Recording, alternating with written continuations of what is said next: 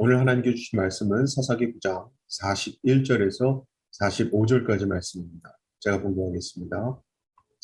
아비멜렉은 아루마에 거주하고 스불은 가알과 그의 형제들을 쫓아내어 세겜에 거주하지 못하게 하더니 이튿날 백성이 밭으로 나오매 사람들이 그것을 아비멜렉에게 알리니라. 아비멜렉이 자기 백성을 세 무리로 나누어 밭에 매복시켰더니 백성이 성에서 나오는 것을 보고 일어나 그들을 치되 아비멜렉과 그때는 돌격하여 성문 입구에 서고 두 무리는 밭에 있는 자들에게 돌격하여 그들을 죽이니 아비멜렉이 그날 종일토록 그 성을 쳐서 마침내는 점령하고 거기에 있는 백성을 죽이며 그 성을 헐고 소금을 뿌리니라. 아멘. 오늘 본문의 내용을 이해하기 위해서 지금까지 이스라엘에서 일어났던 상황에 대해서 간략하게 말씀을 드리겠습니다. 이스라엘을 미디안의 압제에서 해방한 기드온이 살아있을 때는 이스라엘이 기드온 한 사람을 중심으로 있었습니다.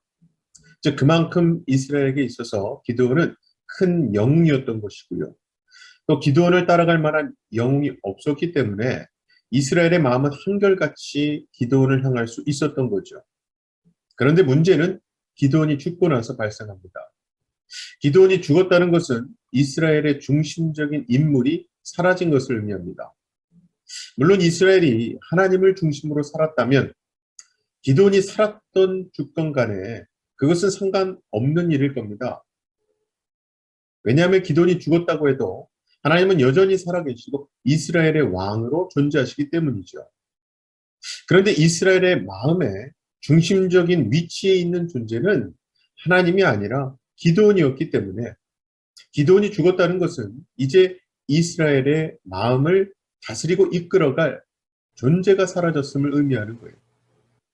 그래서 기드온이 죽자 기드온의 아들인 아비멜렉이 왕이 되고자 하는 야망을 가지게 됩니다. 그런데 자신이 왕이 되려고 하다 보니까 걸림돌이 있어요. 그게 바로 자신의 이복 형제들입니다. 그리고 아비멜렉은 그 이복 형제 70명을 죽이게 되죠. 그런데 죽이는 과정에서 자기 혼자 힘으로 일이 안 될 것을 알았던 아비멜렉이 세겜 사람을 찾아가고요. 세겜 사람은 아비멜렉을 도와서 이복 형제들을 죽이게 되는 거예요. 그렇게 3년이라는 시간이 지나갑니다. 그리고 그때서야 하나님이 일하세요. 본문장 26절에 보면 가알이라는 새로운 인물이 등장하는데요. 세겜 사람들이 가알을 신뢰하여 그를 따르기 시작합니다. 그리고 가알은 대놓고 아비멜렉을 저주하며 자신이 아비멜렉과 싸우겠다고 허세를 부립니다. 그것도 술에 취해서 하는 말인데요. 그게 본문장의 29절입니다. 이 백성이 내 수하에 있었더라면 내가 아비멜렉을 제거하였으리라 하고 아비멜렉에게 이르되 네 군대를 증원해서 나오라 하니라. 어쨌든 이게 다 허세였고요. 그래서 결국 허세를 부리던 가알은 아비멜렉에게 패해서 세겜에서 쫓겨나게 됩니다. 아비멜렉은 세겜 성읍으로 쳐들어가서 세겜 사람들에게 자신을 배신한 대가를 단단히 치르게 합니다. 그래서 본문장을 보면 아비멜렉의 잔인함이 곳곳에서 나옵니다. 예수님이 말씀하셨었죠. 칼을 가지는 자는 다 칼로 망한다고요. 그 말씀대로 아비멜렉은 자신이 왕이 되기 위해 형제들을 죽이는 악을 행했고요. 하나님께서는 그렇게 아비멜렉이 행한 악행을 심판하셨고 또 세겜 사람들의 모든 악행을 심판하십니다. 이게 결국 아비멜렉과 세겜 사람들은 서로가 서로에게 심판의 도구가 된 것인데요. 본문 앞에 나온 요담의 저주처럼 아비멜렉에게서 나온 불이 세겜을 태웠고요. 반대로 세겜에서 나온 불이 아비멜렉을 태워버린 거나 마찬가지죠. 이게 요담의 입장에서 볼 때 예전 그 당시에는 하나님이 안 계시는 것처럼 보일 수 있었습니다. 왜냐하면 그의 눈에 하나님은 그의 저주에 대해서 침묵하시는 것 같았고 아무 일도 벌어지지 않았기 때문에. 하지만 때가 되었을 때 하나님은 그 모든 자들을 심판하셨었던 거죠. 우리도 때로는 그런 생각을 할 수 있습니다. 하나님은 왜 악에 대해서 가만히 계시는 건가? 왜 지금 심판하시지 않는가라고 말이죠. 즉 하나님이 이 악에 대해서 모르고 계신 것처럼 생각될 때가 있고요. 악에 대해서 그냥 눈 감아 주시는 것처럼 보일 때가 있는 거예요. 하지만 우리가 분명히 기억해야 할 것은요. 우리 눈에는 하나님이 안 계신 것처럼 보여도 하나님은 반드시 당신의 뜻대로 역사하시며 악에 대해서 반드시 심판하신다는 사실입니다. 그래서 아비멜렉도 악을 행하고 왕이 되어 잘 되는 것처럼 보였지만 그리고 세겜 사람들도 아비멜렉을 도와서 악을 행했고 아무런 문제가 없는 것처럼 보였지만 결국은 하나님의 심판을 받게 된 거예요. 이렇듯 사람이 거리낌 없이 악을 행하고 반복해서 악을 행할 수 있는 것은요. 그 악에 대해서 심판이 있다는 사실을 잊고 있을 때입니다. 그래서 세상의 모든 악에 대해서 심판이 있다는 것을 기억할 때에 우리가 얻을 수 있는 두 가지 유익이 있는데요. 하나는 나에 대해서 나 스스로를 살피며 죄에 대해서 경계할 수 있다는 것이고요. 또 다른 하나는 세상에 대해서 다른 사람의 죄에 대해서 하나님의 공의로운 심판을 기대하고 내가 원수를 갚으려는 욕심과 남을 정죄하려는 태도에서 벗어날 수 있다는 거예요.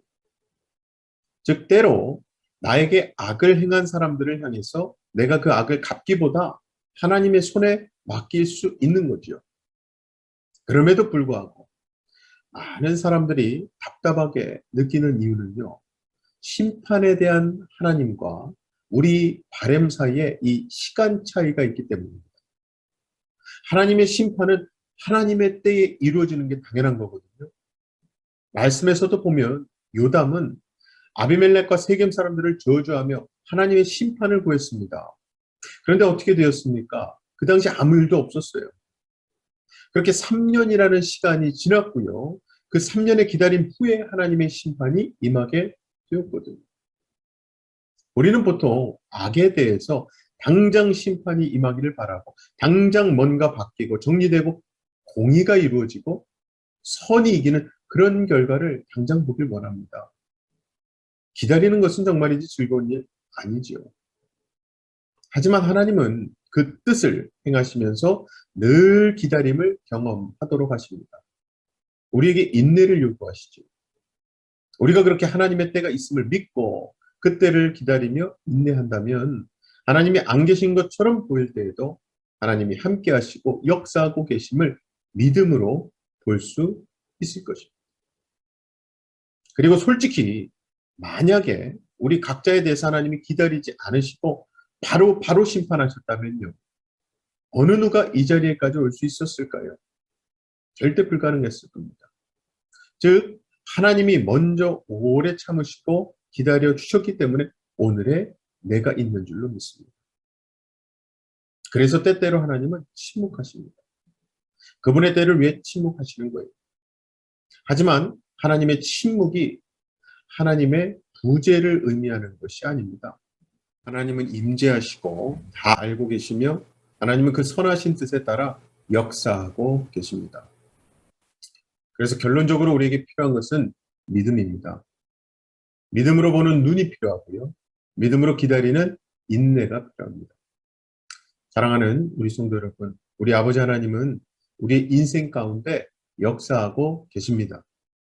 우리가 커튼에 가려진 것처럼 믿음이 없어서 보지 못하고 그냥 지나갈 때가 많지만 사실 하나님은 다양한 방법으로 그 뜻을 이루어 가시며 하나님의 심판을 행하고 계십니다. 그리고 궁극적으로 그 모든 악에 대해서 반드시 심판하실 겁니다. 그날에는요, 그 심판 앞에 그 어떤 악도 변명할 수 없습니다. 하나님은 공의로운 심판자로서 완벽하게 심판하시고 모든 악은 그 앞에 굴복하고 떨며 후회하게 될 줄로 믿습니다. 그리고 참 감사하게도 우리는 그 심판에서 건짐을 받은 자들입니다. 우리가 잘한 것이 있어서가 아니라 하나님의 은혜로 예수 그리스도의 공로로 그 무섭고 영원한 심판에서 무죄를 선고받은 것입니다. 아무쪼록 때로는 하나님이 안 계신 것처럼 보일 때가 있다 하더라도 하나님을 믿음으로 바라보시고 인내하시며 하나님의 때를 기다리시며 지치고 아프고 외롭고 억울한 그 마음을 믿음으로 주님께 맡기심으로 우리를 진정 위로해 주시는 주님의 마음을 느끼고 체험하시는 저와 여러분 되시기를 주님의 이름으로 간절히 축원합니다. 시간 다 같이 두 가지 기도 제목 놓고 기도하실 때에 하나님의 때를 기다릴 수 있는 믿음과 인내를 허락해 달라고 기도합시다. 두 번째는요, 요즘은 참 혼란한 시대입니다. 이런 때일수록 질서의 하나님을 닮아 우리 삶 가운데 말씀과 기도 생활로 질서를 세우고 지키게 해달라고 기도합시다. 제가 기도하겠습니다. 사랑의 아버지 하나님, 감사합니다. 오늘도 말씀을 통해서 하나님의 때가 있음을 깨닫게 해주시니 감사합니다. 특별히 내 방식, 내 바램대로 되는 것이 하나님의 때가 아니라 하나님의 뜻이 이루어지고 하나님의 심판이 이루어지는 그것이 하나님의 때임을 우리가 믿고 그것을 인내하며 기다릴 수 있는 믿음을 허락하여 주시옵소서. 특별히 우리가 참 혼란한 시대를 살고 있습니다. 이럴수록 질서의 하나님이 너무나 그립고 필요한 때인데 우리 삶 가운데 하나님의 말씀과 하나님께 기도하는 생활로 질서 위에 굳건히 설 수 있는 우리의 삶이 되게 하여 주시옵소서. 믿고 감사드리며 예수님 이름으로 기도합나이다. 아멘.